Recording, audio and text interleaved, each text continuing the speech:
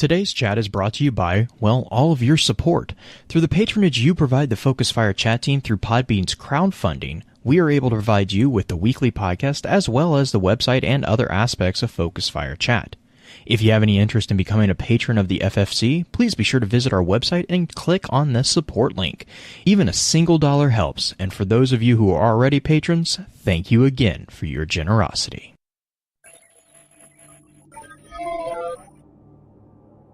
You may have heard the whispers of guardians gathering in the shadows, exploring the mysteries of this world and the worlds which surround us.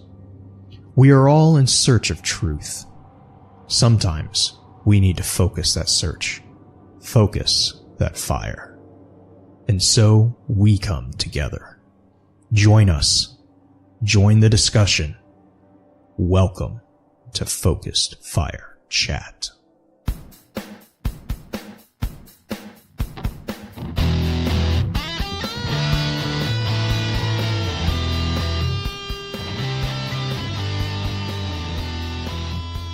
Welcome back to episode 145 of Focus Fire Chat, recorded live on September 28th over on twitch.tv/FocusFireChat.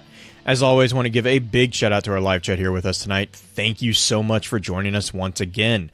Our topic for tonight's episode is going to be a look at a Drifter's Gambit lore booklet.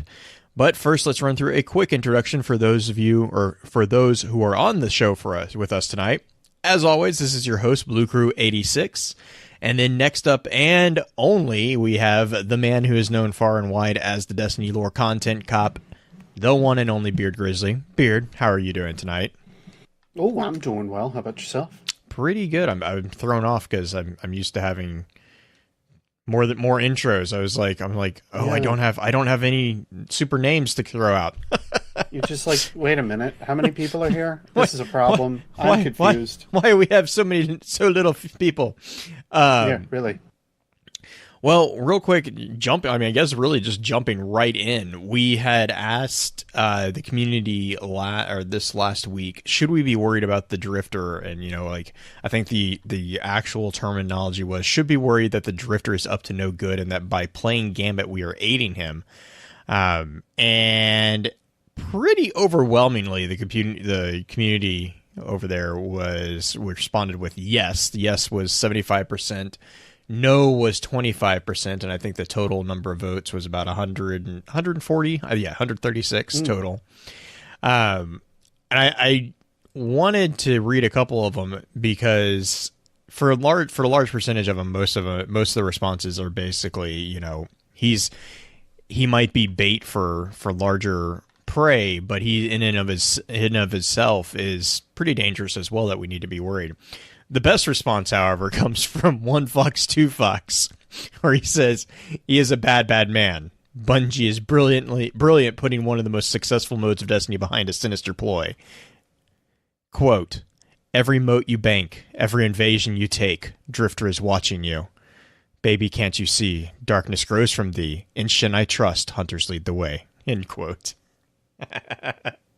Which I love. Oh. I love it. I see what he did there by the end of that. I get it now. So, yeah, that made it all worth it. But yeah, so in the next week we are going to actually be doing our extra lore content. So we will probably try to either get a question about that up over on the poll or on Twitter for everyone, which of course will get posted over in our Discord server as well for you guys to weigh in. Or we will try to do something. I'm assuming Green might have something in store for it. She usually does. But with that being said, let's go ahead and jump in to the actual topic. Okay. In our last episode of Focus Fire Chat, we discussed a broken Vanguard. If you ever miss an episode and would like to catch up, please be sure to check out FocusFireChat.com for archives, articles, and links to the other aspects of Focus Fire Chat. If you don't mind, please rate and, if you can, review the show on iTunes, Podbean, or whichever podcasting app you use to enjoy podcasts. Reviews are extremely helpful as they not only let us know what we can do better, but help us stay up on the charts, which help others find our amazing community. To those of you who have already taken the time to leave us a review, thank you once again. As many of you already know, Focus Fire Chat is a cross-community gathering where the intent is to offer a week-long, in-depth view of a particular subject from within the lore of Destiny and other games. This chat begins every Tuesday morning and runs until the following Tuesday, with topics decided by the group via a poll that begins every Friday and ends on the Tuesday morning of the new chat. Every Friday at around 10 p.m. Central, we get together to stream a high-level summary of the previous week's chat for those who were unable to participate. Please be sure to also give some support to the other podcasts in the Guardian Radio Network, links of which can be found on our website. If you're a fan of lore in all its various forms, be sure to also check out thelorenetwork.com, where you can find a wide variety of some amazing content that covers a number of different titles and mediums. Our next chat is going to be a discussion on the extra lore topic for September, Cyberpunk 2077. However, as always, please be sure to weigh in on the poll this weekend to let us know which topic you want us to discuss after that. Links to that poll can be found on either Twitter @FocusFireChat or within our Discord server. With all this being said, here's Green with a high-level summary of tonight's topic. The Drifter is a man with a past littered with encounters that draw the question of, is there a side that he is on? Which also begs the question, is Drifter the only character in-game that we have personally encountered that appears to toe the line between light and dark, and remains a guardian in only the loosest of terms, rather considered a rogue lightbearer? We enjoy, well, most of us enjoy his Gambit, yet do not question why or how he does what he is able. The man has collected taken primevals and enemies from every race. His ship and pocket ascendant plane now lie near the last city, and his own Gambit has yet to be revealed. The ties to Dredgen Yor and the Shadows is littered throughout the new grimoire. Let us hope we can discover what his endgame is before his long con is complete. Let us dive into the mysterious Drifter and his Gambit. Before we jump into the information and thoughts the community had about the Drifter, however, let's have a quick chat about this week's Lost Lore.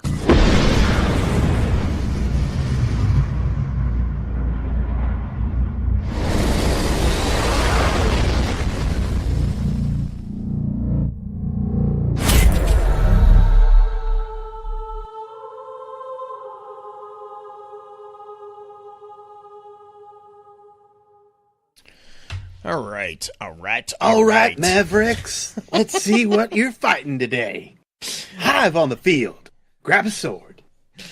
Oh, man. Well, this week, actually, for the Lost Lore, what I was thinking, I had shared this over with with our podcast team, but I stumbled across a post by a user on Reddit who goes by Breath of Ahamkara, and they had posted a idea on, I believe this was the Destiny Lore subreddit, about Callum, who we'll definitely mention here in this episode because we're going to be talking about the lore booklet, Drifter's Gambit, where we kind of hear about Callum a bit. But he or they, had posted the idea that Callum, and kind of a connection here to some real life history. The origin of Callum's name. And so, where does this name come from, basically, is what the post is all about. And they go on to discuss that, it's derived from Saint Columba, who is an Irish saint, and, is an Irish saint that is really up on the same level as St. Patrick. This is a very, very, very big name in the story of Ireland. And, it's an interesting connection, too, because there's a book known as the Vitae Columbiae, or Column Seal, and there are actually three, I think they're basically minor books. I want to call them chapters, but they're really three separate aspects of this book. And in book 2, the interesting thing is that we see some of Columba present almost well, he is able to perform miracles. And the interesting thing, or the curious aspect of these miracles, is that among them is the ability to bring the dead back to life. And in book 3, he actually goes, he also is able to prophesy. And in book 3, we actually see him predicting his own death. But this is an interesting comment, and the reason why Breath of Ahamkara brings this up, and I really like this connection, is the instance that we interact with, or we see Callum in the Drifter's Gambit book. He is actually seeming to sacrifice his ghost. And it is, he kills his own ghost with a thorn from Thorn. So one of the barbed rounds from Thorn. It's basically, he's made it into a dagger, and he stabs his own ghost through the optics with it and kills it before the narrator kills him. And the question is really, you know, what is Callum doing? What is exactly going on here? You know, it's and then I think the other thing is, we in game encounter Callum with the, is it Maleficence? Malfiance quest. Is we have to actually go to the site of his tomb, I believe, which is on Io. And I think it was a graveyard. Graveyard. Like okay, the grave would be, and everything, but not having played it, I don't know. But oh, and apparently he has an Irish. I haven't actually played this, but apparently he also has an Irish accent, which is another kind of interesting little connection here. But I gotta say that quest actually allows you to hear a couple different voices from what I heard as well, which is pretty cool. Yeah, nice. So, and I guess the reason that this is really kind of prominent in Breath of Ahamkara's point of view is that when you go to that grave, you have to take part of Callum's ash, and it's explained in game it's called depleted. So it's like, why is it depleted? Like, what is going on here?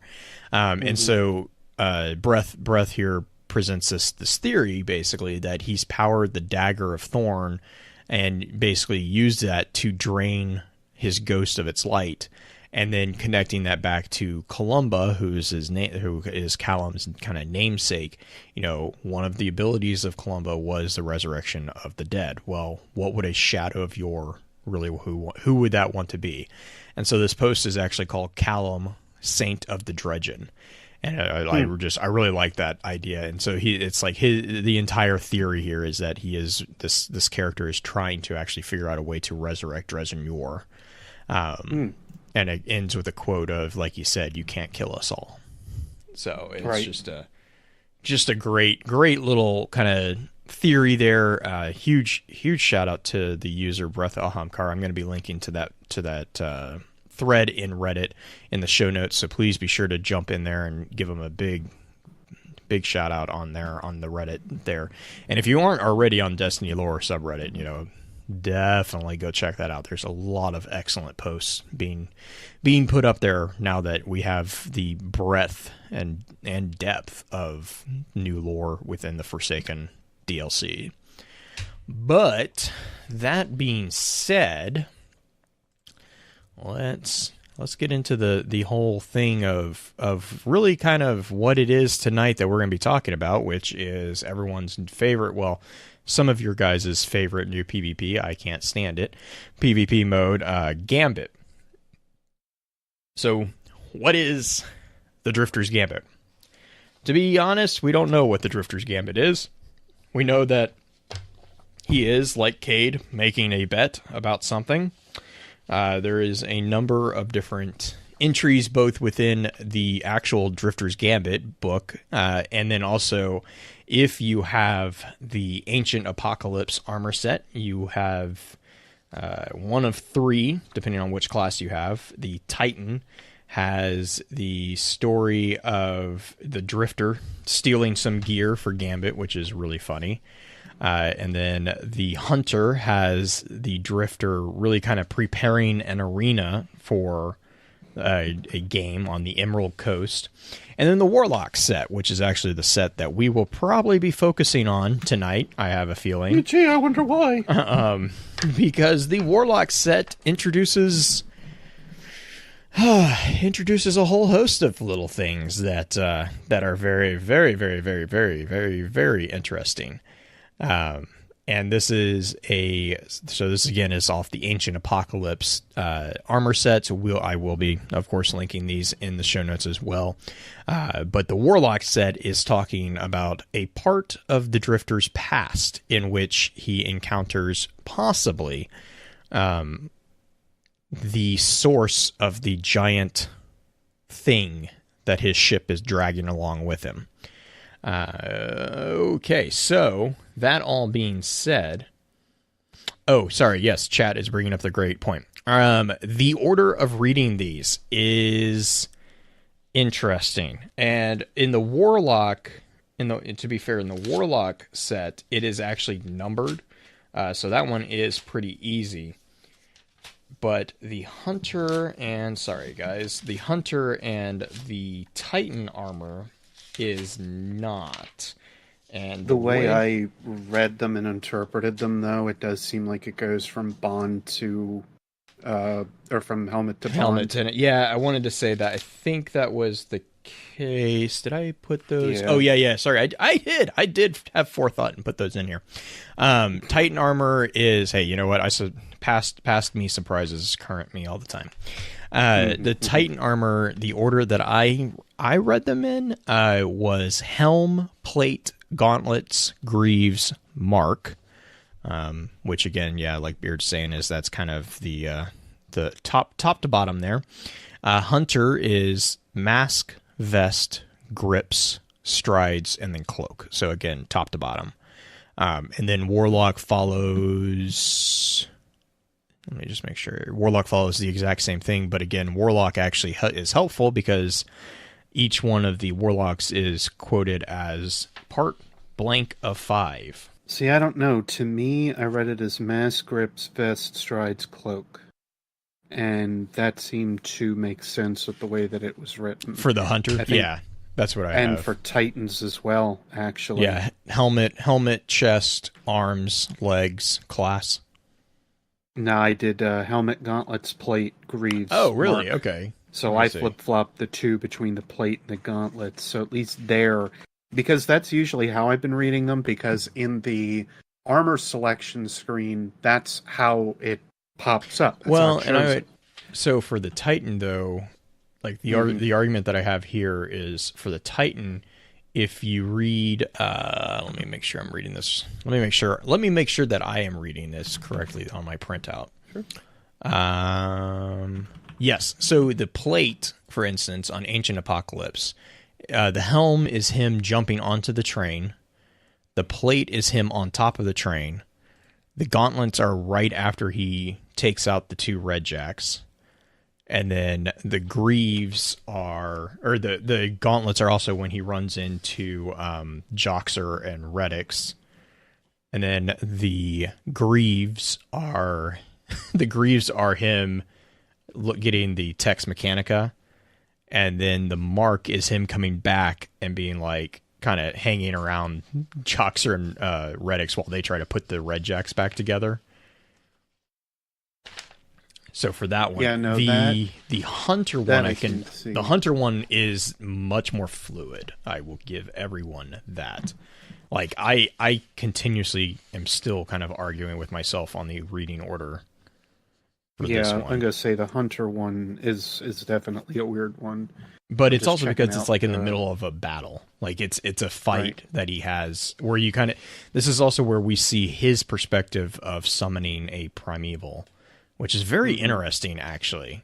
Like how the whole primeval things get summoned is a very interesting thing for him, and they are completely controlled by him as well, which is very because he doesn't just summon one primeval; he summons quite a few. Yeah, he summons several of them. Let me just I'm going through my notes real quick and. Yeah, I'm going to say I'm kind of poking through it here a Because little one bit of the too. this is the one where he flips off the Cabal. I forgot Yeah. about that one. Yeah, I'm gonna say it's the T for teen way of giving Yeah. bird. Oh my Basically. gosh. Oh my gosh. I Loved forgot. that. 9. He summons 9 primevals, and they just like Mhm. completely destroy the Cabal. So Oh, yeah. Hunter, I'll revisit and try to make sure that I have that in a logical way. Because, like I said, that one I keep going back and forth on. And then Warlock is thankfully very straightforward, which is Yeah. nice. I'm gonna say They have it nicely documented which one is the first and which one's the second. And that one's important again because that one is an explanation of possibly one of the things that the Drifter was doing outside of the system, or supposedly outside the system. So, Right. but to kind of circle back real quick, when we talk about a Drifter's Gambit is actually a collection of entries within the game. We've been really happy with this idea of lore books or booklets, whatever you want to call it, because of, for better or worse, whether you agree with the collection or you don't, what it does do is it allows us to have these types of conversations more easily and more structured. And so this particular booklet, I don't really want to call it a book because it's kind of a booklet, has about, let's see, we got 1, 2, 3, 4, 5, 6, 7, 8, 9, 10 entries. And the order that I have it in, again, this is there's not a specified order really. So that we kind of take it based off the order of kind of the hints that we have in the entries themselves, and then also based off the order that it is shown on screen in game. So we actually, again, big shout out to Bungie here. They are in game, which is a huge thing. So the order that I have it written down, Beard, weigh in on this one if you disagree with a couple of these. I have Uneasy Feeling the first. Justified Means is the second. Next is Step into the Shade. Then Artifacts and Old Friends. Shadow on a Wall. Bright Side of a Bad Idea. The Price of a Double-Sided Coin. Checking the Chamber. A Matter of Trust. And The Long Con. It's kind of the order that I have them listed. Again, kind of going off of some of the few hints in the actual entries, and then also based off kind of the display pattern in game. I'm gonna say I didn't quite get that far to begin with, but I'm going by the order that Ishtar has it up on underneath their book section, which actually does. Yeah, I think that's the same setup that they have. I could be wrong. The only one that I am 100% confident that I have in the right place is the Long Con, because literally the last words in it is a renegade's final words to a drifter before resuming the hunt. Yeah. So like context clues here, kids. That's probably the last one. Part of it is probably going to help when we end up getting a hold of some of the order via when we get the stuff unlocked through the books and everything, that we can actually see the order that they have it listed in underneath Bungie's systems. Oh, like in the actual, in the actual UI. Yeah, right. That's a valid point too. When we see it, I think that way that'll give us the absolute measure behind it. But I think that's the thing that'll hold us back for the tiniest of bits. Which isn't much, because I know a lot of people are actually starting to get a hold of those, and I can start to go back on it. The Malfeasance quest was the last note that we needed for it. All of the extra entries that we were missing are now unlocked, thanks to that quest. Ah, okay. Yeah, because I think Dino in chat right now says that he has 9 out of the 10, so... Yeah. Like I say, I hear when you complete the quest, you should be able to get everything, or all of them are then available to us within the game, basically. So that is the one thing that I at least have kind of heard, or a couple things I've heard about it. Well, and so kind of diving into, talking about the talking about the Drifter and why people are so intrigued and yet turned away from him. I guess the first question that a lot of people I've seen kind of debate about the Drifter's Gambit is who inside this. Yeah. The narrator is an individual who goes by the title a renegade. I kind of see that as being Shin, simply because that's pretty much the only other reference that we've seen that term used in a naming format, really. And then also as we get into the lore entries a little bit, it'll also make a little bit more sense because the individual who's narrating is a hunter who is a gunslinger, which we'll talk about especially when we start talking about Callum in, I believe that is Artifacts and Old Friends, I believe is the one. Artifacts and Old Friends and then Shadow on a Wall are the entries that really kind of point to the renegade being a gunslinger. And then obviously the next question is who is the Drifter, which that is the, that's the $1 million question at the point. We don't know. There are a lot of theories. Some make sense. Some, are definitely just spin foil. And then there's also the question of, there's also the question of who is the renegade talking to? So he's talking to someone about the Drifter because all these entries are titled A Renegade's Observations of a Drifter. And he is talking, so he's not talking to the Drifter, he is talking to someone. And interestingly enough, I'm actually kind of making the argument that the audience here is Lord Shaxx, is actually not our guardian. And we'll get into this a little bit as well when we go into it, but let me flip through this real quick because one of the entries is talking about the price of a double-sided coin is it starts off with explaining, so quote here, he says, quote, "You have places, cleared zones, not necessarily the safest spots, but not wholly untamed. I say you, allow the Drifter to run his game, and let's you and me watch. We watch the action. We watch him. We watch who plays and who doesn't. On top of that, we watch their aggression, who's diving too deep, too fast, who's less keen to grow their knowledge, their strength, and who's simply looking to unleash themselves. The true promise of this gambit is what you and I can learn about our enemies, maybe even about ourselves. That has to be first and foremost. After that, we assess Gambit's value and its risk. If the danger escalates, we shut it down. If any guardians go too far, we shut it down. And them, if need be. My gut says we won't have to. My gut says, against everything I was raised to believe, this is our next step forward. And here's the rub. You know this, but only fair that I reiterate. As secret as this whole mess is, and as vigilant as we'll need to be, word must spread. It must. And when it does, I need you to corral Zavala and any others who don't understand. Because the other side of that jade coin is the trap being set. This long con. The final bend after a long haul. If Drifter plays his part, and I believe he will, then those who test the edges of the light will hear tell and come a-callin'. The shadows brought to light. So, and that's the end. And I'm going to end the quote there, it's honestly nearly the entire entry. But anyways, that's more my idea that, he's talking about the audience that he's talking to has the cleared zones, blah, blah, blah. And then he also goes on in, I believe it is A Matter of Trust.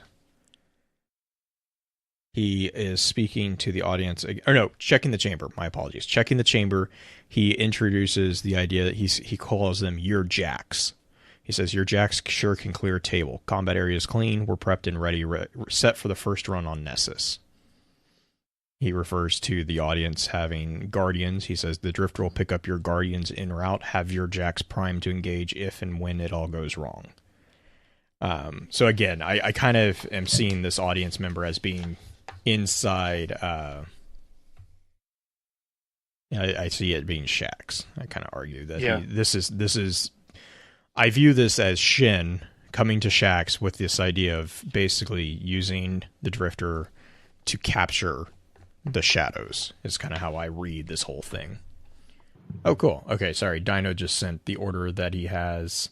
Yep, his order is the same as the order that is on Ishtar. Okay. Cool. Yeah, I have a feeling that they're pulling straight from the API, and that's the order yeah. I'm assuming that the in. ID, the API item ID, is probably playing into that a bit as well.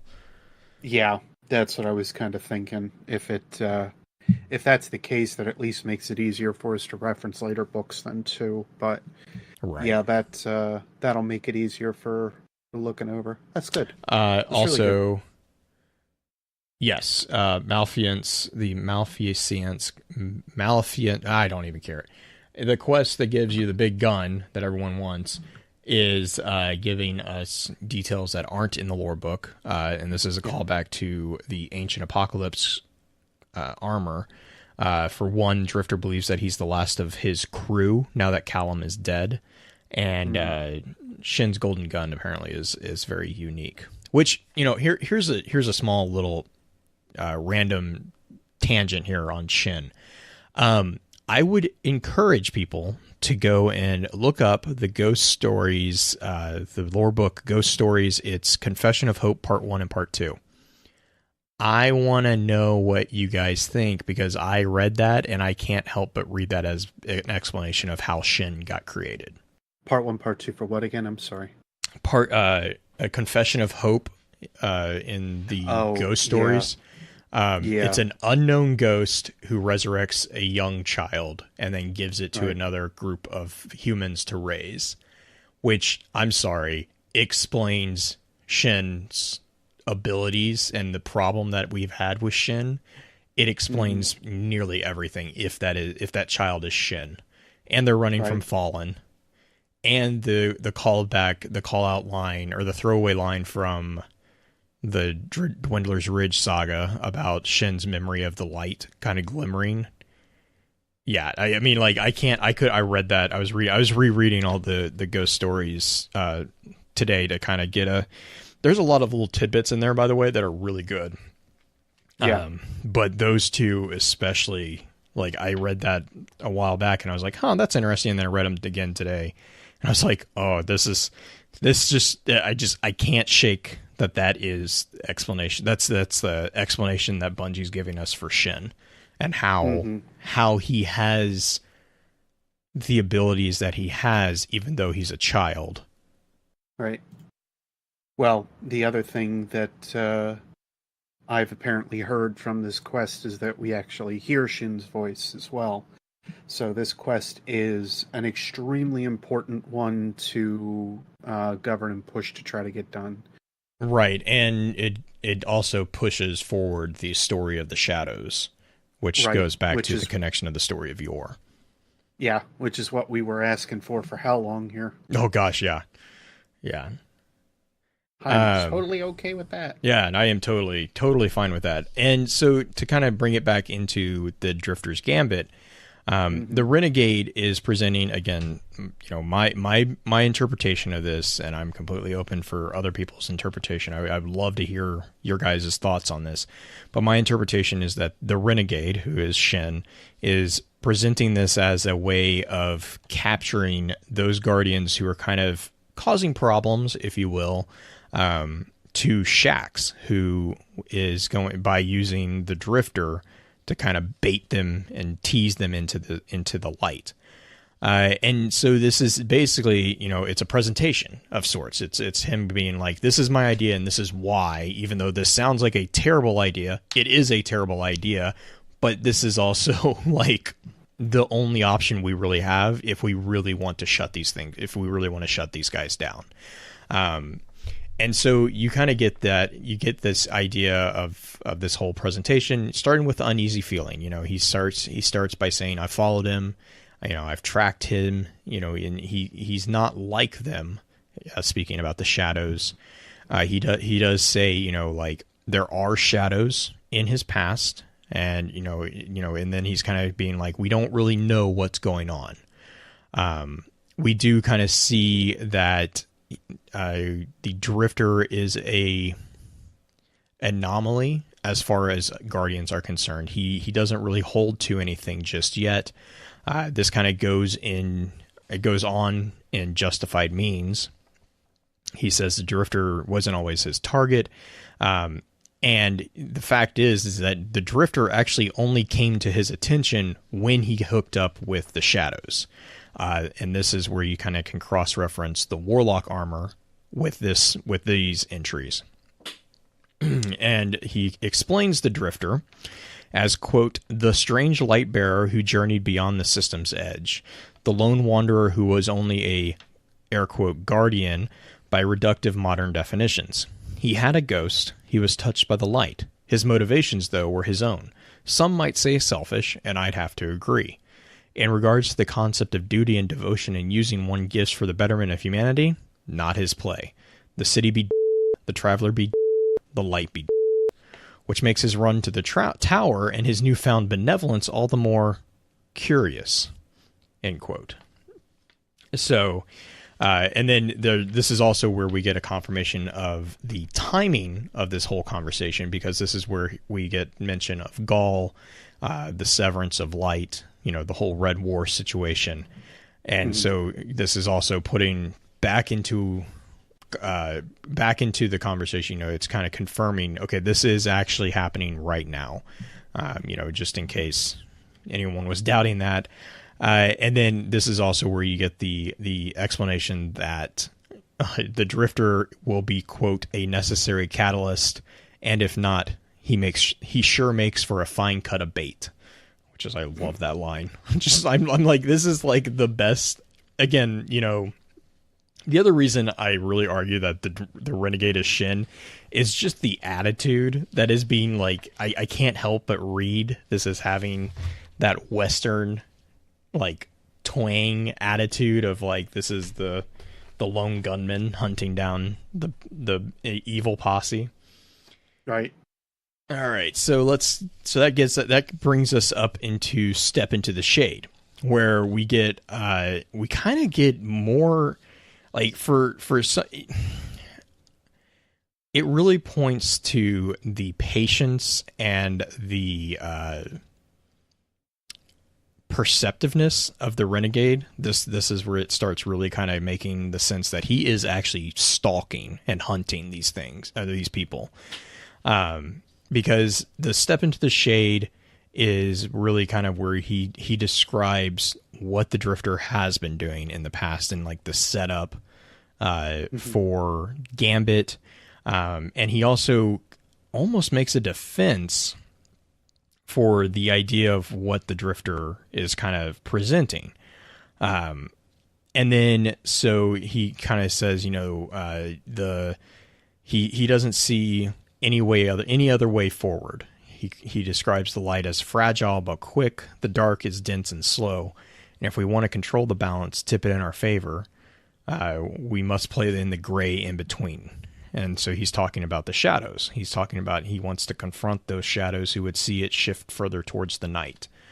And so again, this kind of plays into the interpretation of the Renegade being Shin, because we know from the last word, Ghost Fragment, last word 5, I want to say, that Shin has pretty much pledged to eradicating the ghost. Or, sorry, not the ghost, the shadows.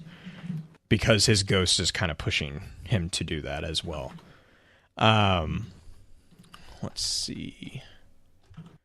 And then the Renegade also calls into point that the Vanguard is flawed and frightened. He's like, they're noble, but they're flawed. And while most Guardians wouldn't dare it, because of the loss of legends of heroes, such as, Rezel, basically. But at the same time, he says, but things have changed. And this kind of calls back into the other kind of theme of Forsaken is there are basically proxy alarms going off that we might be tripping as Guardians, as the Guardian. We see this presented in the Forsaken Prince lore book in which, excuse me, in which Uldren makes the comment about the Black Heart being a bait for something that's monitoring the Traveler for its revival. And so, like, by us killing the Black Heart, we set off that alarm, signaling to whatever that the Traveler had achieved a certain point in its rehabilitation. And so that's another point that the Renegade's making here.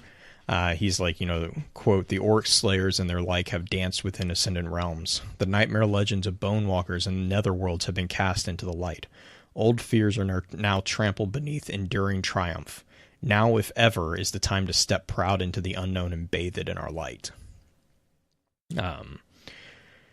And then, he goes on to say, or maybe the Drifter pulls a double cross and our end is met. No way of knowing, no way to tell. And he says, trust ourselves, trust our instinct, our light. So that brings us to artifacts and old friends. So this is an explanation here, just real summary real quick, of the Renegade and the Drifter meeting for the first time. The fun thing about this particular entry is that we get a lot of breadcrumbs about things that I am so curious about.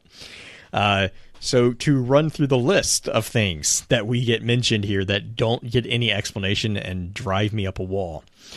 First, the core mines of Saturn, the Luvial Crux, the shift chasms below Ilios, the fourth tomb of Nezarec, the idols of Lower Sol, the treasure of Exodus Prime, the solar engine of Dead Star 6.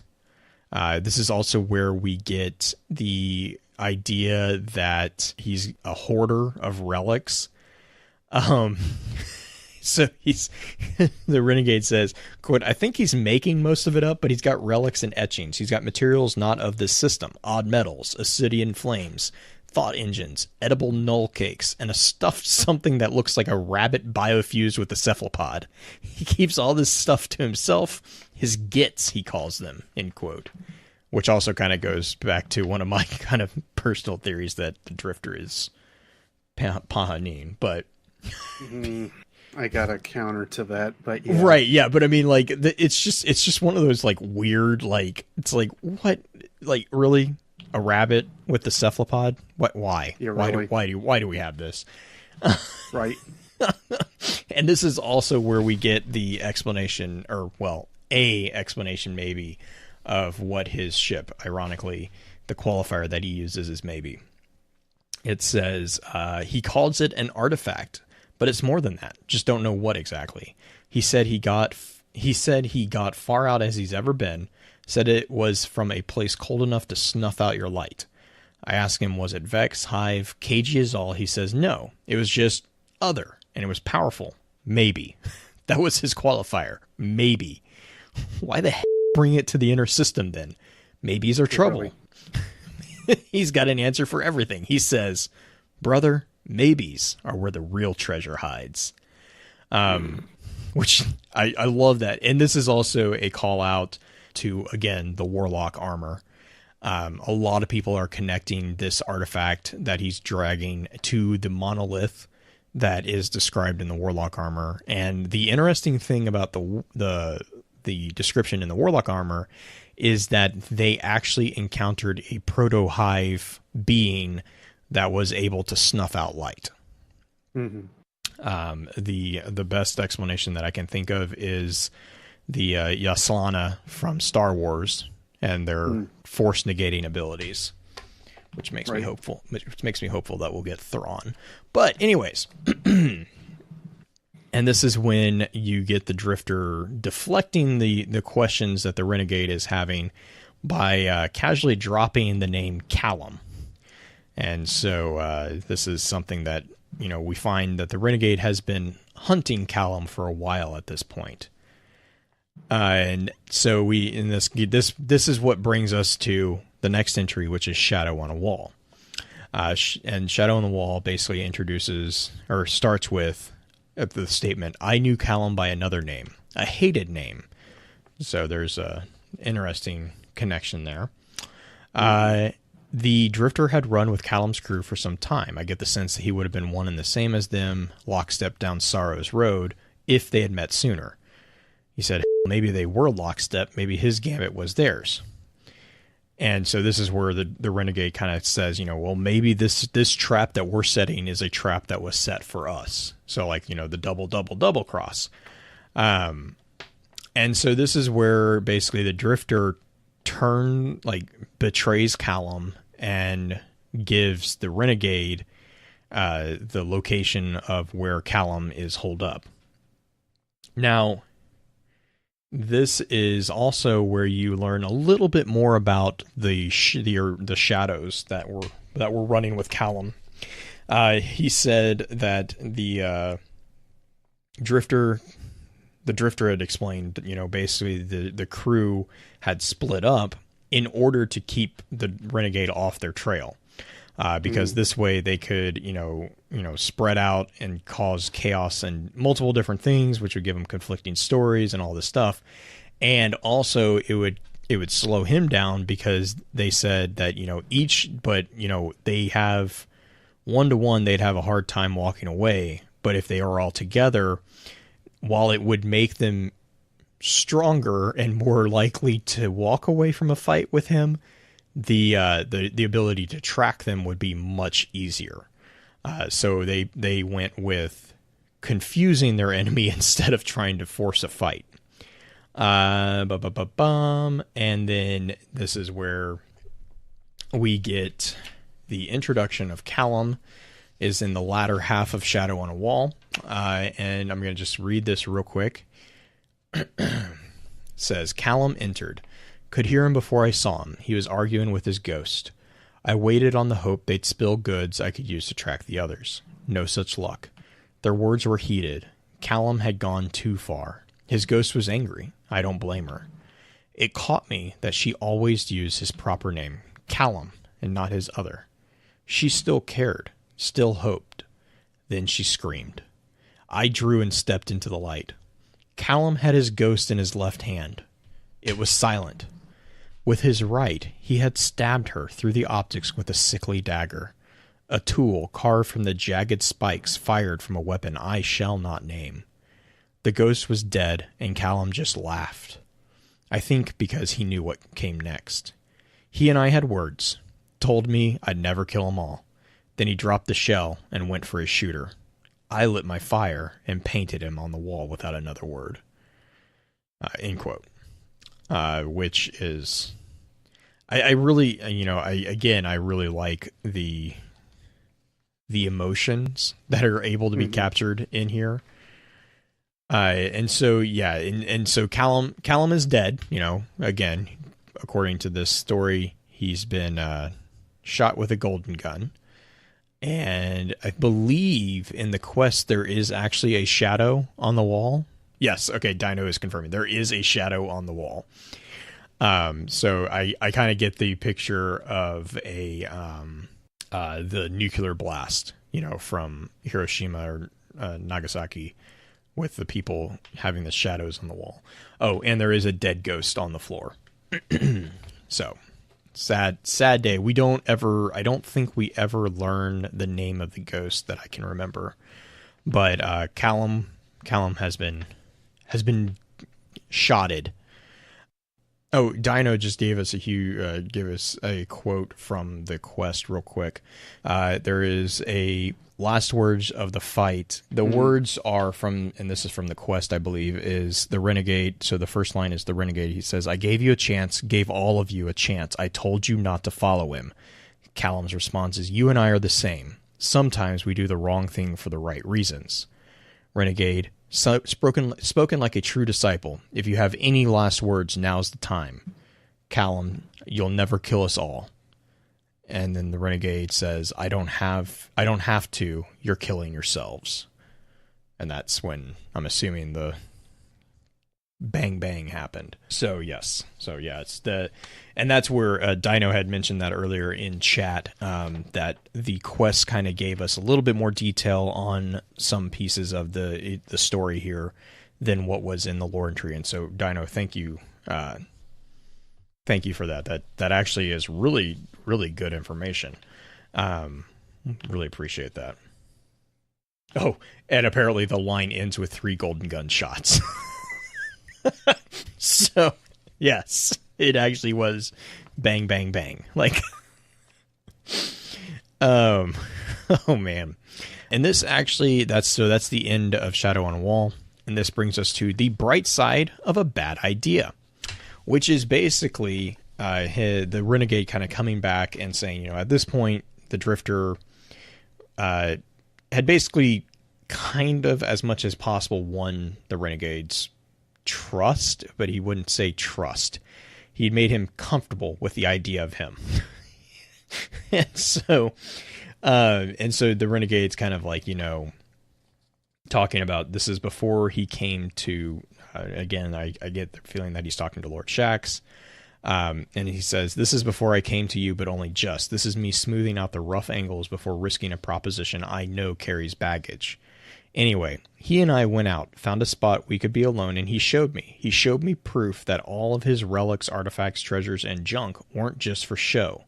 Our shady friend actually went out and lassoed himself a little piece of while Guardians have been waging war with the Taken, while the city's newest legends have been trespassing on Ascendant ground and kicking in Taken skulls, the Drifter's been playing Warlock, which he ain't if it wasn't clear. Not by common understanding, anyway.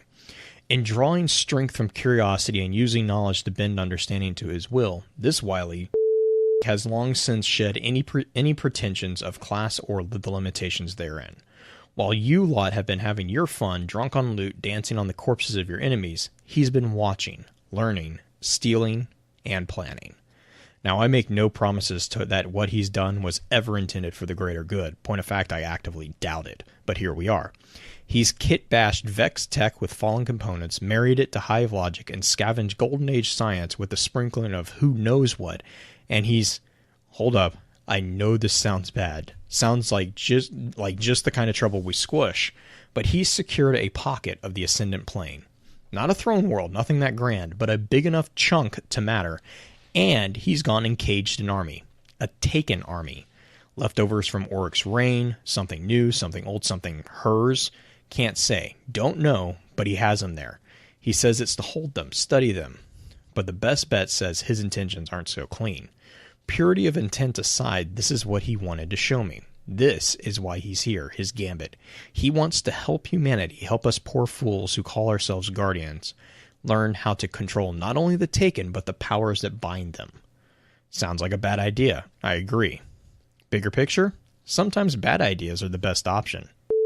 Sometimes they're the only. End quote. Oh, man. So there's a bit to unpack there. First question, and chat's already kind of jumping on this one. Who is her? Who is this? So he says, leftovers from Oryx's reign, something new, something old, something hers. I don't know, Beard, do you have any thoughts on that one? Let me rephrase that. Let me rephrase that. Do you have any solid theories on that one? No, not really, because leftovers from Oryx's reign can be quite a bit of things. And if it is Oryx specifically, then that also brings up plenty of other questions besides, because if it's from Oryx and not from one of the sisters, that's how I should kind of span this. Then it could be something related to Crota. It could be a son of it could be another son. It could be Nokris, for all we know. It could be from what Zol had. It could be the worms in general. At least initial impressions from just hearing that's way too. It's way too open, I guess. That's the only thing on that angle. Yeah, and to real quick to interject, to be clear also, since this is a podcast, the hers that we're talking about is capitalized. Right. So it's not just like it's a random person they know. It's someone specific, which is where the debate kind of comes in. So sorry. So go on there, Beard. No, you're good. I don't have much else I can really add on that end. per usual with Bungie, there's a lot of things that are open at the moment to interpretation, but I'm anxious to see where they lead it. Obviously, I just don't have much else that I can really add in with it, unfortunately. That brings us to the price of a double-sided coin. And this is where really, in my mind, this kind of confirms that he is presenting this to Shaxx. So we kind of talked about this earlier. This is where he's talking to the audience that he's talking to. He specifically calls out, these zones, which are basically, they sound like they're Crucible arenas. And then he concludes this one. So I've already kind of talked about this one, so I'm not going to spend too much time on it. He concludes this one by saying, "You can stop this here and now. I'll put a bullet in him. Be done with it. Just say the word." So he's putting this kind of firmly in Shaxx's court, if this is Shaxx, as far as if you want me to pull the cord, all you have to do is say boo, and I'll put it down. Which actually, I not to stress that, but that really points to something within the Renegade's view of this whole thing that I think is a clear separation here than the Drifter or any of the Shadows. Not to kind of further distinguish between the two here. The Renegade, and that kind of goes back to the last words that Dino gave us, the Renegade is getting called out. Sometimes we do the wrong thing for the right reasons. And that's true. Like, the Renegade definitely is more of a vigilante figure. So is Shin. But the difference is that the Renegade right there, I think that kind of highlights the difference between between the Renegade and the Drifter and the Shadows. He recognizes what he is doing is, a bad idea. And he's deferring to someone who is, whether that deference is because of seniority, or because he recognizes the individual that he's deferring to as being more securely on the side of the light, whatever it is, he is quite honestly saying, hey, I'm using you to condition my choice. Like, I'm running this by you, not just because I need your help, but also to make sure that this doesn't, that I'm not slipping into the darkness. I'm not becoming the monsters that I'm hunting, is kind of how I read that.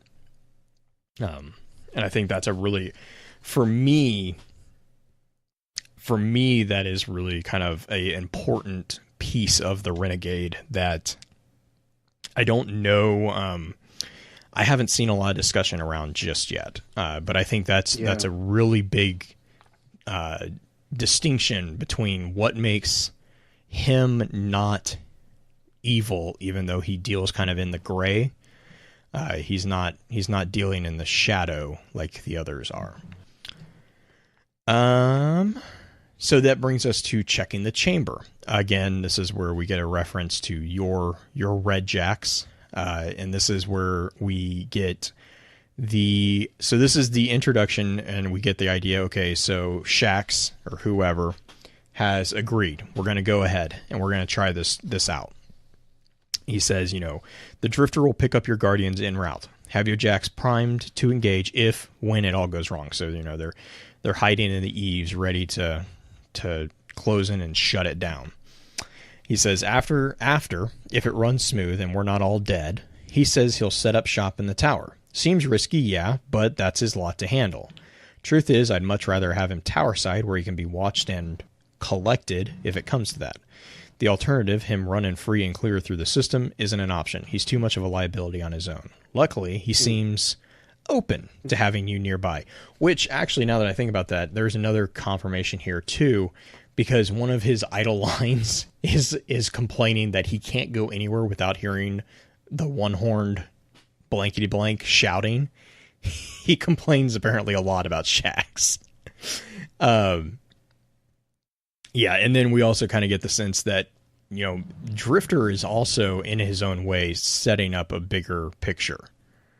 Like, there's something going on with him that he's also kind of playing everybody, Like in the same capacity that the Renegade is playing him to bait out the shadows, the Drifter is playing the Guardians to either build up something to face down something bigger, or baiting, kind of his own thing. And that brings us to a matter of trust, which is the second to last entry. And this one takes place after what was probably the initial Gambit run, and this is the Renegade's response to the Primeval. He says, quote, "Well, that didn't go as planned, but your Guardians rallied and saw it through, and the Drifter did his best to fill them in on the sudden change state he dropped on them. I was seconds from rushing in and toasting him, but he handled the situation and set the teams up to finish the match. To be honest, I thought it would all go much worse. What concerns me is he never mentioned the word Primeval before, not once, and that's a problem for obvious reasons. Tearing soldiers of the deep from another realm is crossing a bridge too far as it is, but those beasts, those weren't normal, taken, possessed, and set to rage. They were born of that shadow realm, and they were angry. Worse, they were hungry for the light. You could feel it, even a ways off. Their aura and their rage weighed on me, cast a shadow I could feel in my core. That he kept them from us is unsettling. He says it was a necessary deception. I put my gun to his head and asked if there were any others he'd mind sharing. He just laughed as he does, twiddling that coin of his, and smiled that winner's smile. Told me to take a load off. I almost shot him then and there. He said that we never had agreed to let him run his competition if we'd known the full extent of the danger. He's not wrong, probably, but it's hard to move forward knowing the thing we've known all along is true. The Drifter can't be trusted." And then blah, blah, blah. He ends with, "I'll leave it in your capable hands. I'll be watching. My presence only muddies the water, so I'll be watching from afar. If we're lucky, this Gambit will draw the interest of the rest of his old crew, and the shadows will make themselves known. Till then, I'll return to the hunt, see if I can cut him off at the pass, wherever it may be. Oh, and before I forget, at the risk of repeating myself, keep my real name off your lips. He don't know my face, but he sure as knows my name. This all goes sideways otherwise." So this is kind of like a last word to Shax, the audience. And then finally the long con. And this is kind of... I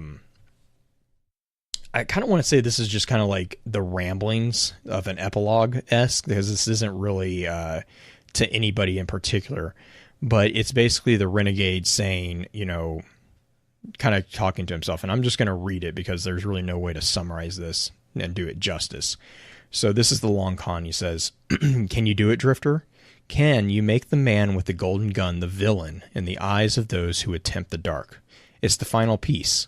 Can you make them fear him? Because if you can, any Guardian who truly embraces the nature of your Gambit will find themselves a real connection to the mantle of that dead legend. They will take bear that vile title. They will wear his vile colors. They will challenge and even remake the infamy of his vile deeds. Through these temptations, they will grow strong, but the hatred must be true, driven by the power they find in your wicked game, sealed in the fear you'll seed in the name of the man with the golden gun. I wish there was another way, but your old brothers and sisters in shadow are too far gone. You've seen it. You know as well as me, better than me, the path they walk offers only ruin. They must be stopped. So spread your unholy word, brother. Give new life to old myths. And when that hateful name Dredgen spreads throughout the system, his real disciples will have no choice but to confront their sins. And you and me will be the ones hearing their confessions. Oh, and one more thing. Let me know who has the gall to change their names. I might want to give them a word or two." I love it. I love it. So yes, that is a Drifter's Gambit. Summary form. I mean, I guess this is also a good point to kind of bring in the conversation about the Ancient Apocalypse armor. I don't know if you have anything you want to talk about before we jump over there real quick. Not really. I think that's a fair spot, honestly, because just the way that the Drifter kind of runs and acts and is that speaks a lot to his character to begin with, or why it is that he's doing what he is. Additionally, I think the other main thing that I kind of want to point out, of course, is that there is a lot that is said, but there's also not that much that is said. It is still a lot of information that's like really out there and kind of not exactly known. So we can speculate all that we kind of need to or want to talk about, but that's kind of the issue. This kind of feels like the game that they were, or the stories that they were trying to tell in the beginning of D2. And with Forsaken, it just kind of really picks into where it is they want to go. Right. And I so kind of before we jump into the armor too, what are your thoughts on the Jade coin that he holds? I know, like, within feng shui and, a lot of, Chinese philosophy, I think maybe would be the best word, because it's not really theology, but a lot of their mode of assigning symbolism to or significance to different elements. Jade is seen as kind of a manifestation of good luck and prosperity. So you see a lot of, like, the jade frog, for instance, is very, the money frog, or right. I guess money toad, I think is what's called. Yeah, technically. And that's the one, that's the little jade frog that's, you usually see it carved and it has like a coin in its mouth. Dancing in chat. Jade coin, jade rabbit, squid. It's kind of all over the place. But I guess, he flips. So you see a lot of his decisions are based on the flip a coin, kind of like, Two-Face. Right. You kind of get that feeling. And then there was also the idea of the Gambit. He's always talking about the banking of moats, the worth of, paying off people. He's always calling in bribes. That's where, to kind of segue into the armor sets. This is what we see within the Titan armor sets. He not only kind of bribes Redix and Joxer. Joxer, by the way, is also mentioned earlier in the Great Ahamkara Hunt, the plate of the Great Hunt. He is the individual who was assigned the task of acquiring weapons from the Techian Ilian for the Vanguard to hunt down the Ahamkara. So that's the interesting connection there for Joxer. Redrix, obviously, that name is either hated or loved, depending on where you fall within that particular quest from Season 3. Redix also has one of the best lore entries in Warmind, where he's at the receiving end of Lord Shax's fist, and his ghost has a bit of trouble getting him back. But basically, he bribes Redix and Joxer to look the other way when he steals all the Tex Mechanica. But the other thing that happens in the Titan armor in the helm, he actually is in a jump ship with another Titan who he has bribed to get him to the train. So he is not above, using his connections of debt to get things that he wants. Kind of going back into the whole, gambling underworld type situation. But the other thing is, like, the presentation of Gambit has always been with this, like, shower of these jade coins, right? It's often seen like in a Casino Royale type situation. Z in chat is jade is also believed to ward off evil. In China, it's considered the stone of heaven.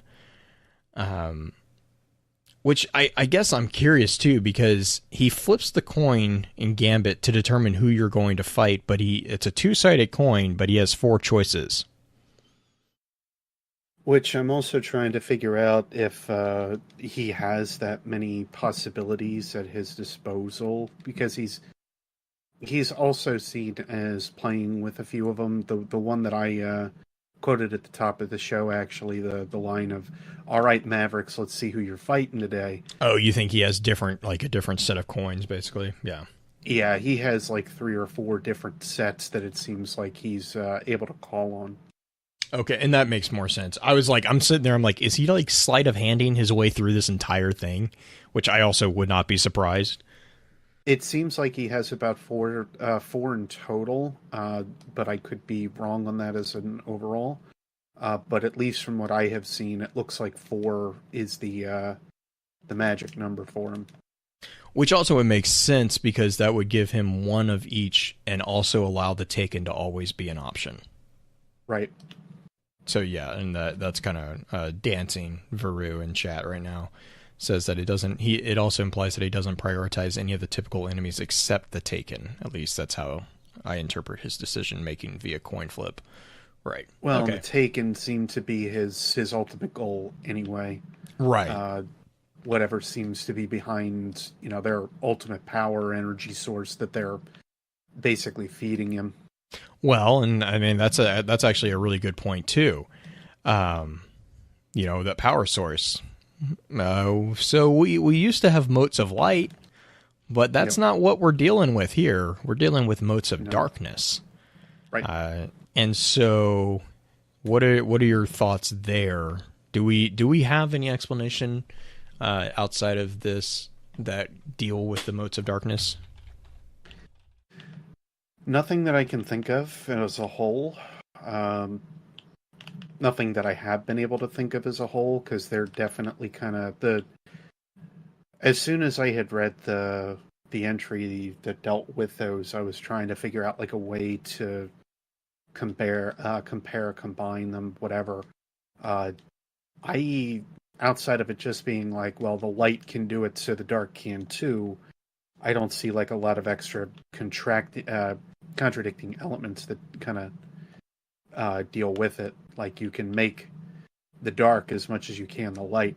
I think it's just interesting enough though to take the fact that the darkness modes seem to be tangled in with the Taken as being like they're the pure entity or close to pure entity of the darkness is what we're kind of getting at the moment.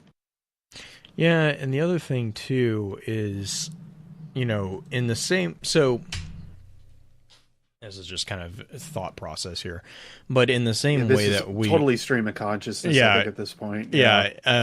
In the same way that we see originally, for those who might not have been players in like early D1, motes of light were a early form of economy, basically, that we used with the speaker. The speaker collected the motes of light. I think I think there was a period where Xur was collecting them, if I remember, but that was like really early, and that was really only for a very brief moment. Mostly it was with the speaker. And basically the way that you got it was through, through killing your enemy. So I think was it you leveled up and you got a mote? Or I can't remember exactly how. And then the economy changed and you got 5, but it was your collection of light, basically. That's how you ended up getting a hold of them. Right. But, but the emphasis here is that you had Doom for Zombie, and Eva collected motes of light too. But the concept here was that you had to create them. These were created items from your activity. And so my point here is that those were created by the light. The motes of darkness are also created by you killing enemies in the Gambit game. Thank you. Dancing grabbed the Grimoire card for me. It says, but he happily accepts these motes, points of light, willed into being by an exercise of a mighty guardian's power. Some say they will one day become the souls of new ghosts. Others believe they feed the intricate machinery that the speaker tends, which is the orrery that was in the old tower. But my emphasis here is that points of light willed into being by an exercise of a mighty guardian's power. Okay, that's the mode of light. A mode of darkness, if going back to, I don't know, who was that character who talks about symmetry and equalization? Ulantan. If you look at it in the same concept, a mote of darkness is also something that's willed into being by the power of the guardians. But the thing is that when you bank those motes, you're actually you're actually giving them to the Drifter, right? They're not actually being used at the time. They are being collected by him. Yep. So think about that. He is running Gambit. He's basically investing time to Guardians who can generate more motes of darkness than he could by himself, and he's getting a what's called a return on investment of significant proportions. Because every Gambit match, if you are able to summon a Primeval, everyone's like, oh yeah, you got to get 75. We have in the lore where the Drifter can summon 9 Primevals with the use of 1 mote. So it's not a matter of he needs 75 motes for 1 Primeval. It's he's giving you a Primeval to fight after you give him at least 75 motes. So his return of investment is at minimum 74 every match. And that's with just one side. If he has 2 sides, double that. So what is he doing with the motes of darkness that he's collecting? Because that's a copious amount of motes of darkness. And again, he's demonstrated that he can summon a number of Primevals with just 1. Yeah. Yeah, Z is actually saying in chat what I'm kind of getting at. Gambit is a big pyramid scheme. Uh-huh. He has got us all generating all these motes, and he is literally just walking away with the profits. Yep. Sorry, I'm like that has been bugging me ever since I started thinking about like what the motes really were. And if you look at the way that we get motes, it's by killing things inside Gambit. Yep. So, and if you kind of think about that, extrapolate that even more, he's only 1 Guardian, well, quote, or light bearer. He's only 1 light bearer, yeah. But now he has upwards of 4 versus 4, 8 Guardians in a match at any given time. Yep. I mean, the ROI on that is, and I'm very envious of his investment strategy. That's what I'm just gonna say that out loud because, geez, he really knows. He knows. Yeah, Trigger is saying in chat, he's like, that gets him 674 Primeval taken. Doom, this is why I keep my motes. Well, I do think it important to at least call out the compressed mote is the thing that it seems like he was taking. Right, which is where like you kind of like, where is that? How does that get created? Right. I'm gonna say those banks are the thing that seem like they're able to create them, but how is then the question? Of course, yes. Now we're getting a call for reporting the Drifter to the SEC. Not wrong. Maybe the Better Business Bureau too. This seems like a really Better Business Bureau. Like there was false advertising. They said Crucible, right. Not Primevals. Right. Oh man. Okay, so real quick, let's jump over real quick to the Warlock armor. So this armor, I think of the 3 sets of armor, this is the one that to me kind of holds the most significance. Like I said, the armor for the Titan, the armor for the Titan is really him kind of acquiring the equipment. The armor for the Hunter is him acquiring the location. And then the Warlock armor doesn't kind of, it's like, what is the point of this? Like, what is he acquiring here? Well, it almost seems like he's acquiring the artifact that's behind his ship. Yeah. So Ancient Apocalypse, Warlock, if we start with the hood, and then we're going to work our way down, he basically goes through and he says, I'll just read it real quick because it's just easier to do it this way. So the helm, he says, I had a crew once, my best friends, which isn't saying much, trust me. They're all dead now, almost to a man. So what does that mean for all you little guardians running out there who are my new best friends? Don't think about that one too hard. Anyway, my crew, or little subset of it, we leave the system together. Dawn of the city age at that time. We were looking for something greater than light, because we had seen that light can be the cause of so much strife. We searched far and wide, must have been hundreds of years. We found a planet beyond the system bristling with an energy that repulsed light. Naturally, we were curious.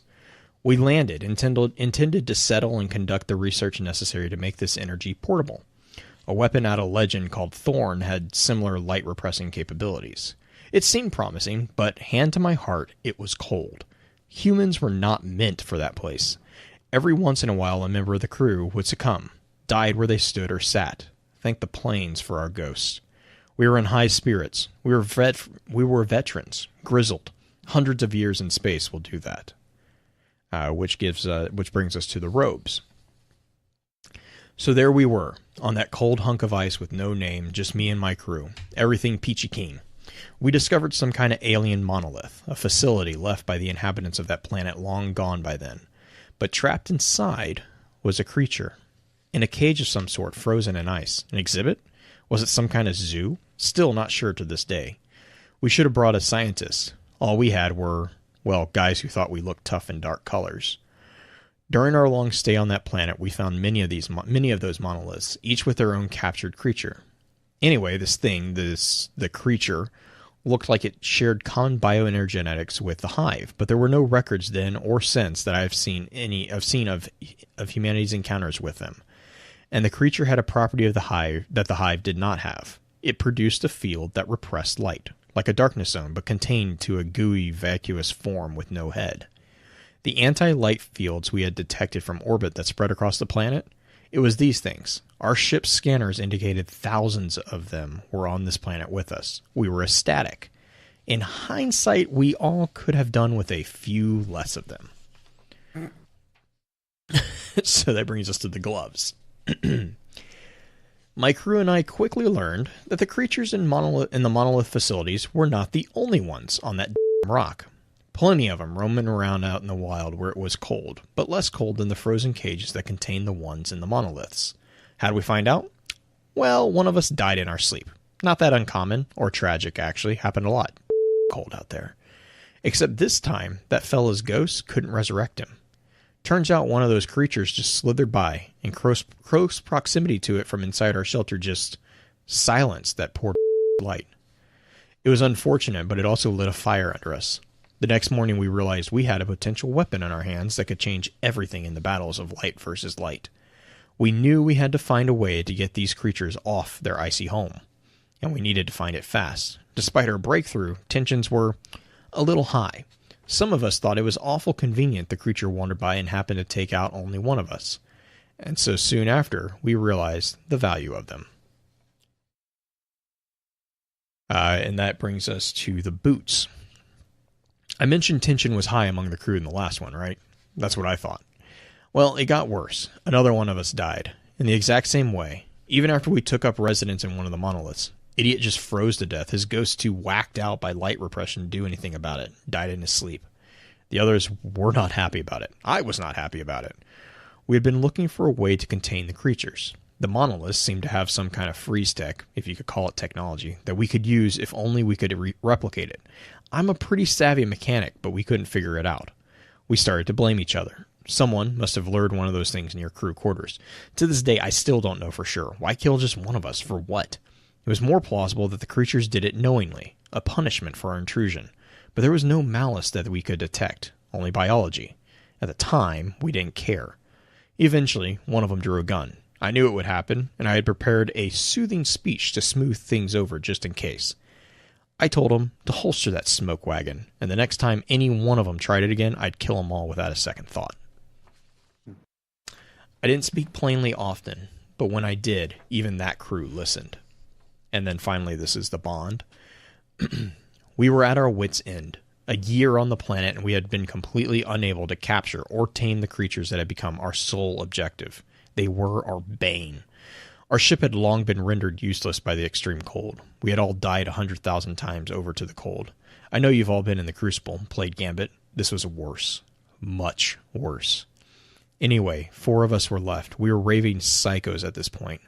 Only the 4 of us in the howling wind and icy slopes for company. The occasional scurrying, vacuous creature to argue about. One day, when we had settled in for the night in another monolith, something swept over the planet.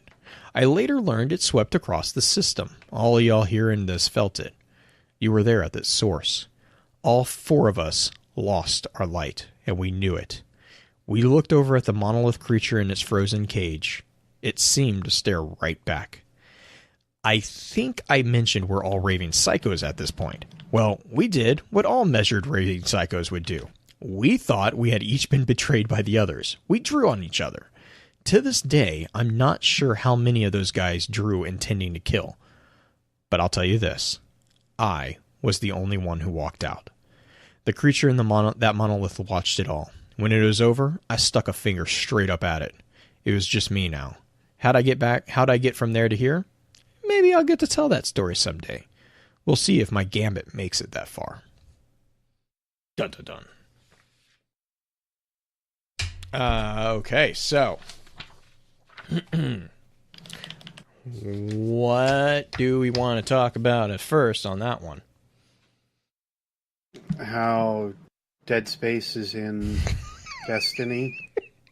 What? A monolith? That drives people insane. I wasn't even talking about the monolith, to be honest. Or what? Sorry, what was the ice planet? Talvalantis. Yeah. Yeah, Talvalantis being the freaking ice planet that it is, and how it just carries over. I was like, so what you're telling me is that Drifter is a corrupted Isaac Clarke. Okay, got you. Perfectly fine. But actually, Drifter would have been part of like the Earth initial force that went out that way. I remember you like react to when you react. You're like, really, really? Yeah. Well, I actually had messaged, or I sent a tweet out to like Z and Jill too. Yeah. And I had asked them like, who did this? Like, who did this? And they were like, "Look, don't look at us. We weren't the ones to blame for this one. We had nothing to do with it." So they sent me to the guy that did. And they were like, "Is there something wrong?" I was like, "No, this is brilliant. This is awesome." So if it was meant as a homage to Dead Space 3, which it reads that way, it very well could be. Even if it isn't, it's so close to it and pretty awesome that I am okay with it. But yeah, really, really well done little bits and pieces that they've done with it. I like it a lot. Just as a like overall. But like what it means for us though is kind of silly to think about. Just the amount of possibilities that exist with just like a monolith. Regardless, in sci-fi is pretty open-ended because that can also mean a couple things like friggin' 2001 or otherwise could fit into that bill. It could be like the beginnings of civilization and how civilization got going. It could be many, many, many things. But I am okay with what it kind of proves or what it kind of talks about. But yeah, just good stuff overall. Like I'm still trying to digest a lot of this stuff because that's one reason. Like I've been as quiet as I have been, is because one, I'm really not done with this, and two, to digest a lot of the new lore we've been given has just been silly awesome. Mm-hmm. Yeah. Oh yeah. Like I said at the top of the show, it's like, or maybe it was before. I can't remember if it was before the show, but reading back over the Ghost Stories lore booklet, when I was talking about Shen, the connections there, there's like even within the lore booklets themselves, there is a just plethora of connections. Even within themselves, like even within the entries within that self-contained story that's being told, there are a number of references that explain quite a bit. And then the instance that you realize that we have like, I think, what is it, six or seven of them, and they all connect to each other. One of the Ghost Stories talks about the Ghost Hunter, Cyril. Another one. Who the Micah 10 is, who is quote unquote the den mother of unpartnered Ghost, which I love about his character. But he point blank calls out the fact that if he meets Cyril, he's putting him down. Like, Right. and it makes sense, right? Because because Micah's job is kind of like his unspoken job is protector of unpartnered ghost. And so like he protects the ghosts from other things. And so like the ghost hunter is listening, but then like Cyril, I want to say Cyril pops up in another book. Savin is another one. Savin is, you see Savin's resurrection in ghost stories, and then Savin also comes up in the Awoken of the Reef lore book. Savin is the awoken guardian that is brought to Mara and introduces the entire guardian population to the Awoken of the Reef, and how like their self-obsessed nature of gaining more power and like this just natural tendency to do that, it actually turned her off of the Guardians for a long while, because she was like, you're just you're just children. You don't understand what you're doing. Yes, there are a lot of ghost in the ghost stories entries. There are 2 or 3 entries which might be the history of our ghost. Pulled pork is one of them. Pup is another one from the Micah entry, and then there's one other one that I can't remember the name of. We also get confirmation from them of like the Ghost Spectral Network, which is the Vanguard's basically the hidden network for Ghost, which is really cool. Like the explanation for that is really cool. To come back to the Drifter, though, we get, again, a continuation of this really engaging story between Shin and the Shadows in a roundabout way. And so it's just really cool there. The Warlock armor, presents, again, an element of this is a individual who was raised before in the Dark Ages. He had seen the travesty of the warlords. You actually got, sorry to go back to the ghost stories, you get an entry of a ghost who, you get a couple entries of ghosts who purposely did not resurrect their charges. They abandoned them. And one of them was a ghost who abandoned their charge because he was a warlord. And she, the ghost, disagreed with what he was doing, and he wouldn't listen to her. And so it was the story of her finally coming to the point of where, like, she was like, I'm done, furthering this cycle of not what we were meant to do.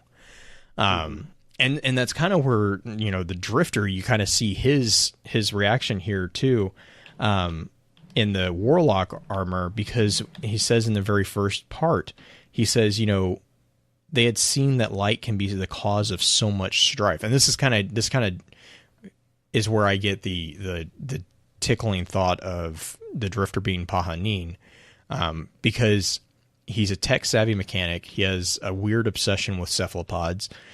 He's talking about the damage of light and how he has a personal history and understanding of the nature of Thorn as being able to steal light. There's a lot of little tidbits that make me really think that this is it's a possibility. It would explain his obsession with trying to figure out how to use power of darkness, because he doesn't have light necessarily, because it was stolen by Thorn. But that all being said, sorry, go for it, Beard. But he was reviving himself on the planet. Right. And that's where, I'm not going to say it's without holes. Yeah. That's the one thing that kind of just bugs me, that it might be Pahanin. Right. Yeah. No, there's a few things. Yeah, there's a few things. Of the light does not mean that it was permanent. Right. Like that's the only other thing. It might be really maybe he was like wounded to the point where he couldn't. I don't know. There's a lot of ways that it doesn't negate it, but it does require some further explanation if that is the direction they take him. That piece of it, I 100% agree with it. There's a few others that I'm like, you're gonna need to there needs to be an explanation regardless of what happens on what his history is. But regardless, one of the things that actually drove him out of the system, we're talking, he left the solar system because of what he saw as strife being caused by light. And Yeah. so, and again, he calls it out. They left at the dawn of the city age. And then in another, I think it's a quest, a quest step, but it's called out that, he spent enough time to find a ship that was working and then left. Like he basically got out as quickly as he could. But yeah, and so again, they see the travesty of the warlords and the strife that, I'm assuming they're looking at, the combat between the warlords, the Iron Wolves, the newly risen guardians, all these people, all these forces that are basically demigods smashing into each other with the power of light. And I mean, to be fair, a group of them were kind of just like, we're done. We don't want to be part of this, which is entirely understandable to a degree. And they left. And that was kind of, and this kind of gets into the point where it also explains where his twisted views of what guardians are kind of stems from. Is, he left because he saw the travesty being performed in the name of the light. And then he got trapped on an ice planet for a year where he went insane. So, there's kind of explanations here and there of that whole piece. Oh, yes. And he does mention Aphrodite, which is hilarious because apparently Aphrodite ruined his bar. Screwed up his bar. Which...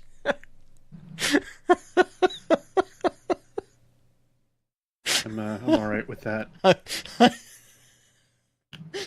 Just love the fact, A, that he had a bar, and B, that his involvement with Aphrodite was, she screwed up my bar. Ruined my bar. Yeah, and then, there's a few pieces there. So, I mean, I think that's really kind of a good summary introduction to Drifter. I know that we're pushing about an hour, an hour 45 minutes of that. So, I mean, I understand summary is a loose term, but there really is a lot of webbed out connections within the new lore with Forsaken. And this is just, one of many pieces. So again, good. I think this was a good summary introduction for the content for tonight.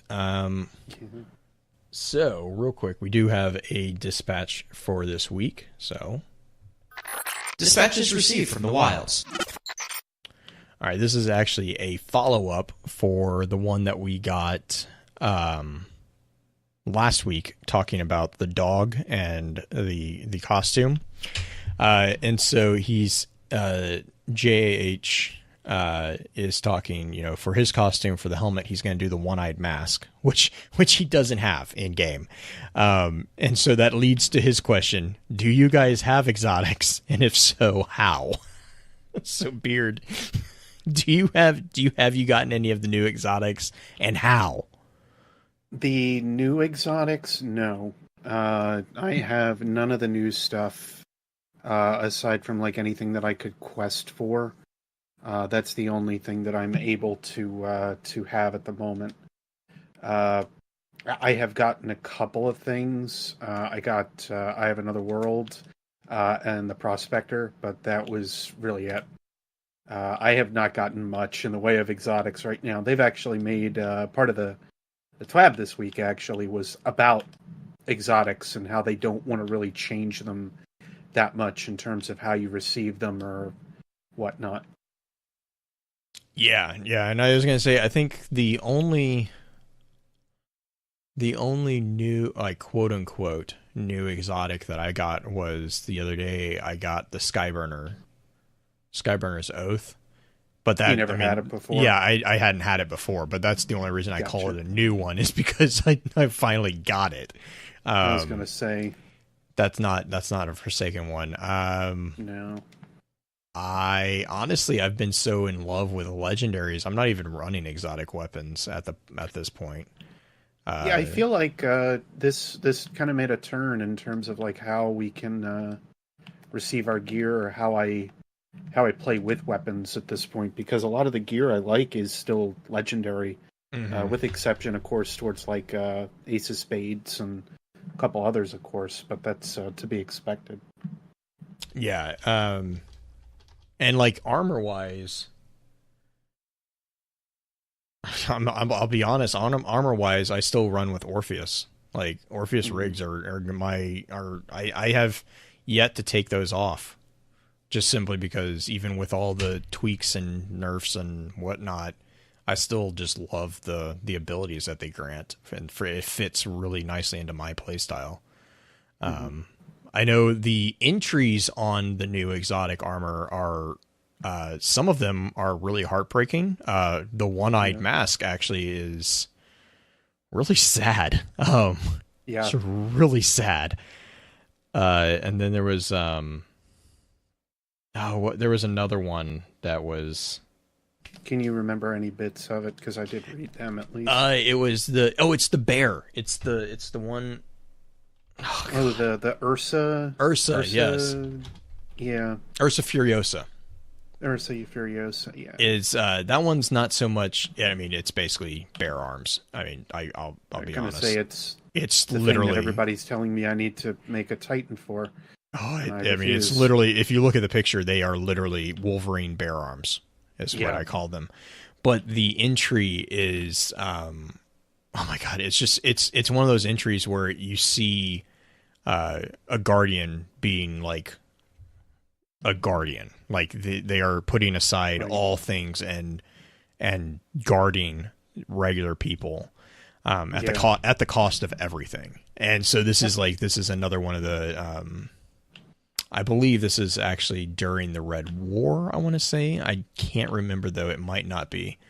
Or I think it was before. It might have been before, and they just got separated. The Titan in question in this one, I think, is Bjorna 3. And it's talking about how she was protecting a group of citizens or survivors. But yeah, it's just one of those. It's just a really powerful read. It's one of the longer ones too, and it's just really good. But yeah, that one and One-Eyed Mask both are just amazing. The ghost story entries. There's a ghost story entry that I believe is called. It's not Heroes Requiem. It is. Who Guards the Guardians is an excellent one. And then, Struck by Wonder. Struck by Wonder and Who Guards the Guardians from the Ghost Story entries are up there with my favorite ones so far from that particular series too. But yeah, there's a lot of entries in Forsaken that just really hit close to home as far as like emotion goes. I'm really, really happy with all of that, how it's been.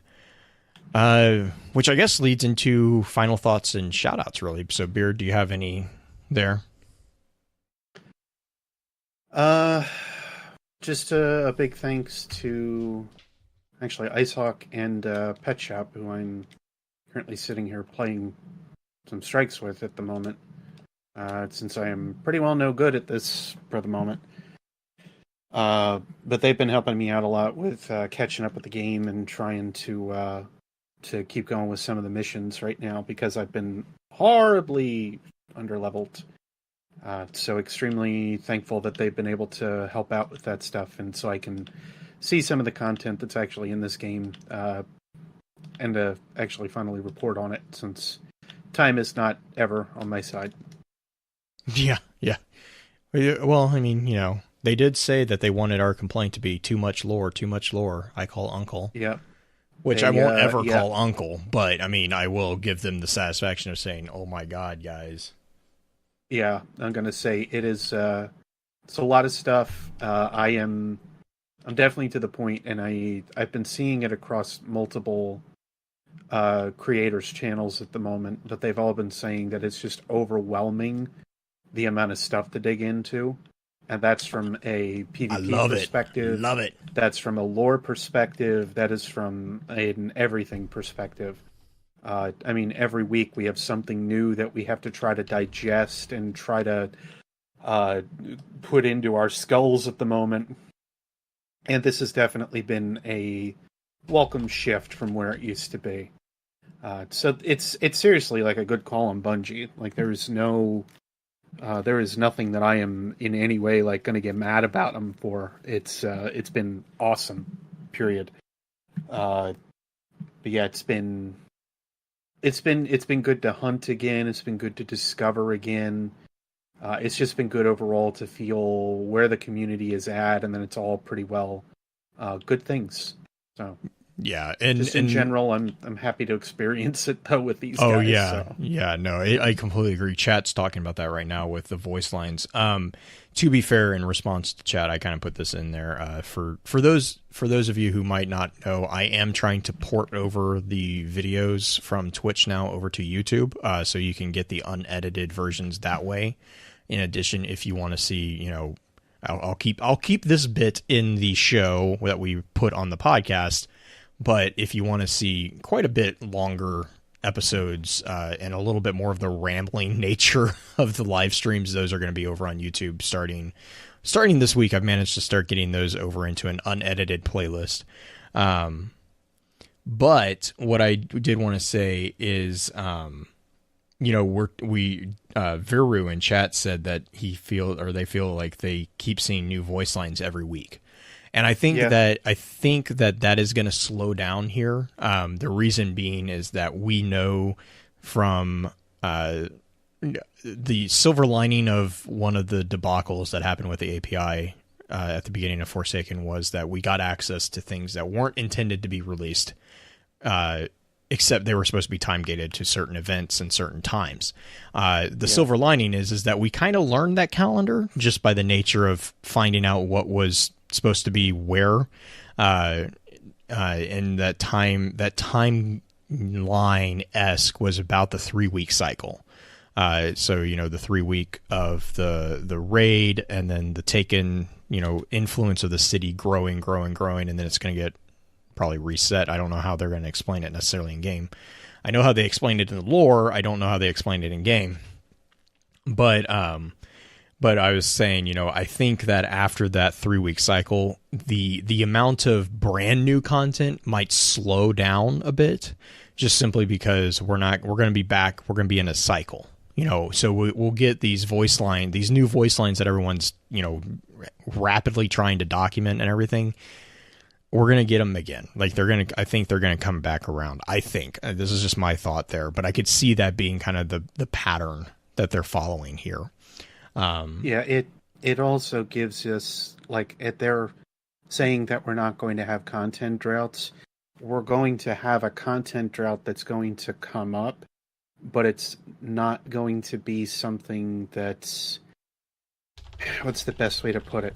There is still so much more for us to digest that it's going to be something that we're not going to experience for a very long time as being a full-fledged content drought. Versus what we're used to seeing, where it does go months on end without anything. But I know that that's the goal of some of the newer content that is coming up, as well as some of the expanded stuff and the season pass, etc. Right. Yeah. But I am definitely interested to see where that's going to take us, because there are definitely a lot of new avenues that they can play with. There is also a book that isn't opened yet to anybody, as far as I know. It is the Truth to Power, I think it is. Yeah, there are a couple of entries that have become available. I don't think the full thing has been unindexed on Ishtar. I mean, obviously, if you go to Reddit, you'll have access to it, because that was part of the mishap that happened. But you can look it up on Ishtar just for clarity. If you know what they are called, you can just look up the entries and they can be found. There is also, I did some addition last night, I think. There's 166 entries that Ishtar has. There is 161 that are known, and that are showcased in the Triumphs books. So keep that in mind. There are a couple that if you go and dig through that are not shown as super secret special ones. But that's the only big thing to otherwise watch out for. Yeah, I'm curious to see on this 3-week cycle how things go, because I know it's supposed to come to a head with the opening of Wishender, and that is going on this weekend. Right. Yep. And then it's supposed to flip back over, and then I think we'll be able to see like the starting of the other stuff again. Like I'll be able to see the Ascendant challenges that I wasn't able to see in weeks 1 and 2. And I'll be able to actually see, hopefully, some of the other missions that were also available that I was not able to play, which would be great. Yeah. Oh man, there's, like I said, there's a lot to unpack. I think we did justice for a summary review of the Drifter, at least. Here, as being a summary, pure and simple. Oh yeah, I think yeah. What we're not doing yet, of course, is doing spin foil or coming up with anything else. Just I don't think we have I mean, to be fair to ourselves, I don't think we have a firm enough grasp on everything within it to really kind of start being like, all right, so this and this. I mean, you and I both we've had this conversation a couple times. You know, you and I both have our own like kind of beginnings of theories. Yeah. But they're in the early stages, and you know, like the conversation about Pahanin, you know, like it's admittedly this is like a beginning of a theory, but I also recognize 100% that there are plenty of holes in the like that I haven't had a chance to sit down and be like, okay, this is the answer to that problem, or this could be an answer to that problem. And I think everyone's kind of on that same book. I mean, we're still at this point, we're still uncovering new lines, and dialogue is so much more important now.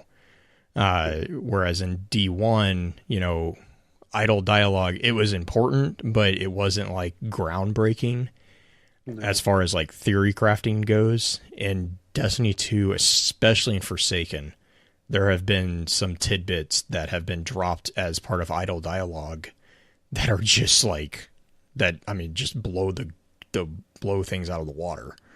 I know Zavala has a number of them. And then, Shuro, the Pilgrimage, the Aphlion. Oh my gosh. Dino, the Aphlion. I would need to know more about, like, I need to know what the Aphlion is. But yeah, history class with Shuro Chi is what the Pilgrimage missions are being called at this point. So, and those things have great amount of information there. I know Ishtar is working pretty tirelessly to transcribe those. But yeah, so that all being said, we really appreciate it. We've got a lot of good feedback this past week. So I really want to give a huge shout out to everyone. I've had really good conversations with people over on Reddit. Actually, I have gotten into a couple conversations over there. One of them actually gave us the idea of trying to do a summary episode of the story so far in Destiny. I am going to try to figure out how to best do that, because, you know, there's a lot of information there. I know Bife has done his YouTube videos. I think everyone at this point has kind of made the rounds, that particular topic. I haven't. I was told I need to, but so we're on the same page, Beard. We're on the same page on that one. Yeah, it's like time's against us or something. Oh my god. Well, and it's also because I don't think I could do justice. Like when you talk about summaries, I get so focused on certain aspects that I'm like, oh, but this is really interesting. But they're like, it's a summary, you don't want to talk about. So that's my problem. I have to try to figure out where that all kind of where we can fit that in. I'm gonna say there's got to be a line we got to draw in the sand. Yeah. So that's one of my side projects for this next couple weeks. I'm going to try to figure out how to do that. Excellent feedback. I believe that was from Reddit actually, and I just blanked on the guy. Oh, give me 1 second, because I really want to give this guy a shout out. Suffit87 was the individual who gave that idea to me. So a really great idea. I'm going to try my best to do it justice. And then, like the feedback that we're getting on iTunes, appreciate a lot of the points that we're making. We've got a couple of emails that we've had.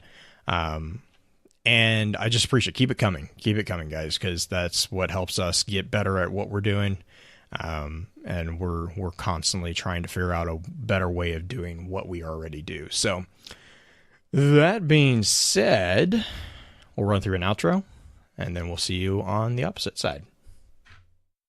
With that, we'll begin to wrap the chat up. Thank you again to those over on Twitch for coming to spend your evening with us. If you'd like to join us for the live streaming of the episodes, please be sure to give us a follow over on twitch.tv/FocusFireChat.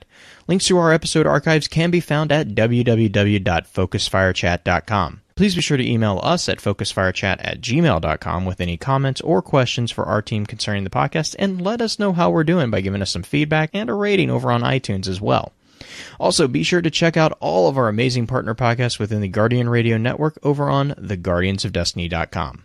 So until next time, focus your fire and may your light shine bright.